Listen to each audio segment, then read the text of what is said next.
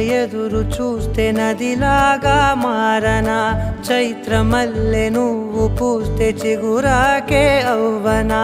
నన్నే వరించే యువరాజును అంట నీ యువరాణి